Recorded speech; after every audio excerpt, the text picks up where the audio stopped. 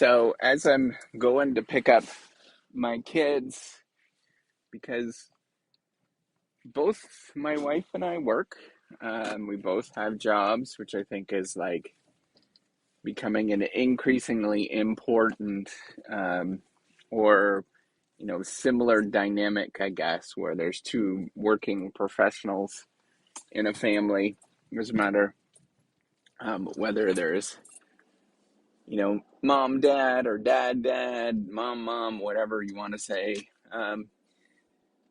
It is becoming an increasingly real thing. And yet, academia doesn't recognize that.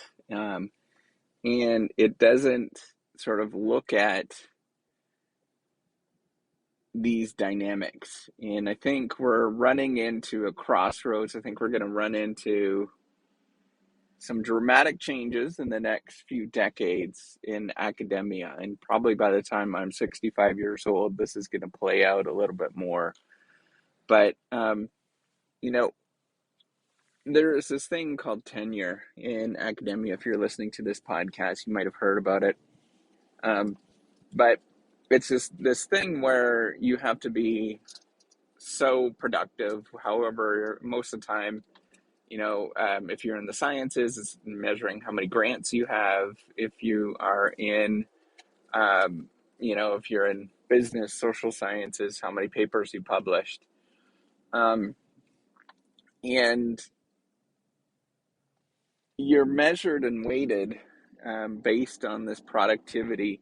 And if you don't meet a productivity threshold, then you don't get tenure and you have to go to a different position. You have to go to usually a different university and move, which it tends to be a really big deal because you might have to move to another country. You might have to move very far away. It's not likely that you're going to have to stay in the same city. That's extraordinarily unlikely to be able to have that chance to stay in the same city.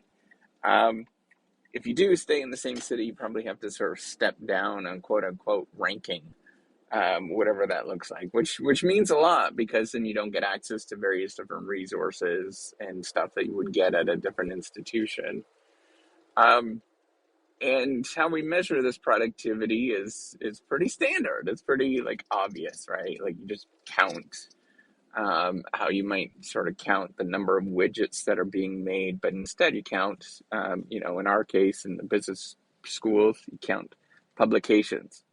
One publication is good, two publications is better, three is even better, and so on and so forth. Um, However, the problem is that this does not capture context behind what is actually going on in family dynamics, for example, or things that are happening within different people, and it doesn't capture what I like to sort of think about is more on the supply side, like thinking about how things actually are getting made, which is in the business world, you do have to have sales and all that kind of stuff, which is, that's the analogy there is you're selling publications. However, you know, once you reach a certain point, you have to also look at, um, what is going on within that is allowing you to produce those certain things, right? So businesses, if you just simply count everybody's productivity is linked to, a widget, it's going to be very hard to do that. And it's going to be very hard to capture that particular thing. But in academia, that tends to be that way, that you are linked to a widget, and it doesn't acknowledge the sort of context behind the widget production or paper production. And there is a lot of context behind all of these kind of things. Sometimes people have families that they have to take care of, and that's where I'm sort of thinking about with this, is that they have kids that they have to take care of. Sometimes they have health conditions that limit them in terms of what they're doing. Sometimes they have, various disabilities. Sometimes they have a sick parent that they have to look after. Sometimes there is something happens to them and they get hurt. Um, the problem is that academia does not recognize any of those things. Various institutions do have sort of compensating standards. In the tenure process, you might get a tenure clock extension versus based on your, what is going on, but it doesn't compensate. Um, it doesn't account for or doesn't compensate for.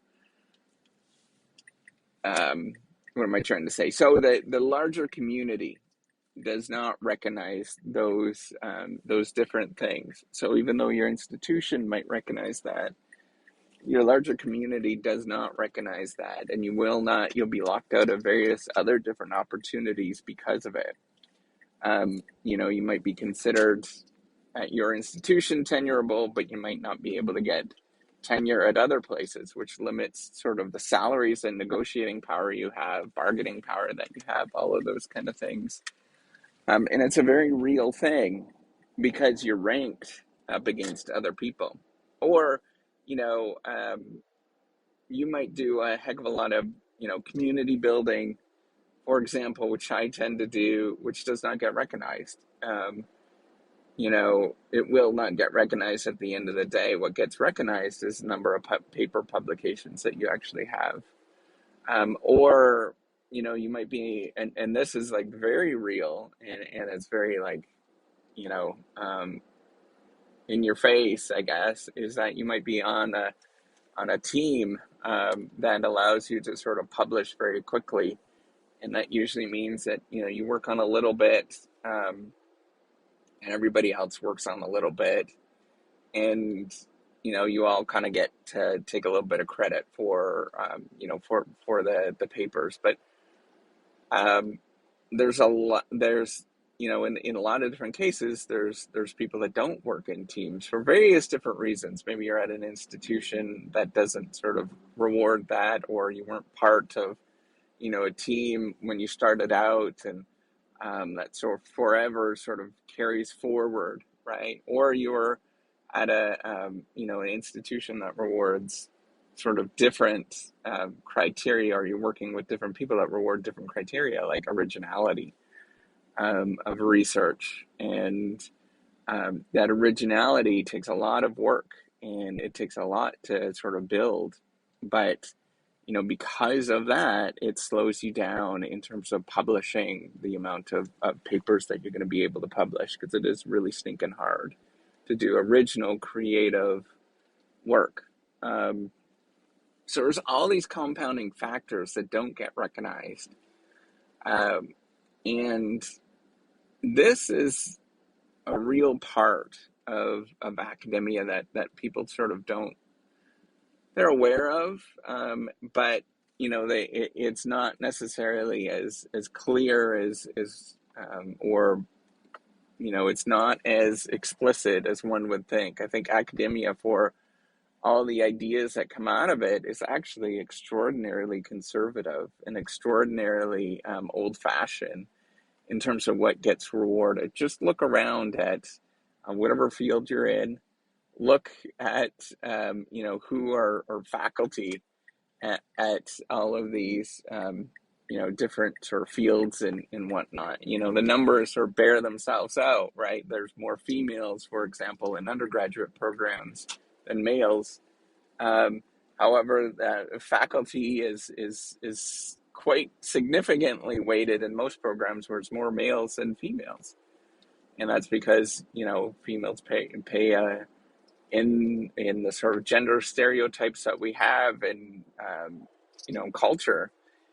Females pay a higher price whenever they have kids and all those other kind of things, right? It's not as rewarded as much just based on the culture. Doesn't mean that they're not any productive.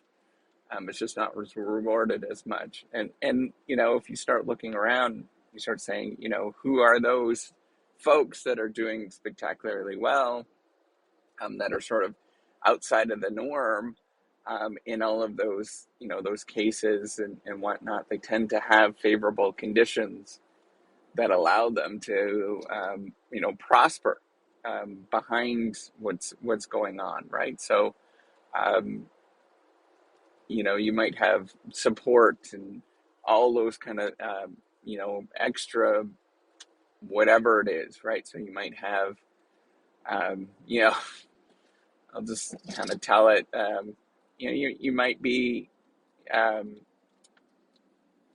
you might, come from a wealthy family that allowed you to go to a good institution early on, allowed you to get training and all of that kind of stuff that allowed you to sort of excel early on, and allowed you to do quite well because of that. Or, maybe you have, um, maybe you have a spouse at home. If you're in academia and you have a spouse at home that watches the kids, and you have to go, and your job is to work, and their job is to watch the kids, and then you work until X amount, and you're part of a team, and all of those confounding factors, they all sort of add up to allow you to get to, um, larger productivity or higher productivity. And if you don't recognize those things, if you just simply count outcomes like widgets, for example, or sales that you're producing, it creates a lot of not very great behaviors in academia. And this is changing, I think. I think we're at a moment in time now that industry has changed dramatically in the last 25 years. Academia is slow to change, and academia is going to have to get there and actually do some of these changes. And so I think it's going to take another 25 years before we start seeing some positive changes. I'm starting to see pockets of positive changes in different places. I see some really, the Canadian schools, for example, I've seen some really positive things in the last few years. Um, People, institutions hiring people in underserved groups, and maybe they're Aboriginals, for example, and targeting those specific individuals. Those are positive moves because it recognizes that we are all different, and we have to leverage those particular things, right? We have to sort of understand productivity is completely different for everybody. Um, and what it means for everybody is it's an important thing to think about, right? Whenever these insights are being drawn, know that you might think of this as kind of like whining or complaining, but it's really just addressing the reality. If you look at faculty positions, you look at various uh, divorce rates are extraordinarily high amongst professors. Um, there has a tendency to be like the professor works a single professor works, families at home, or dual professor sort of families tend to do very well with no kids. And, all of those things are sort of somewhat red flags of like, man, there's probably some substantial changes that we need to make here. Um, you hear a tremendous amount about the stress and anxiety of becoming a professor, and sort of tenure process and all that kind of stuff. That's a red flag. That means that there's something that's not quite right that's going on, right? It should be, why would we set up a system that is not pleasurable? Um, that seems like a particularly strange framework to think about. And I know that work is work and whatnot, but why would you create hurdles to prevent people from going into a particular area?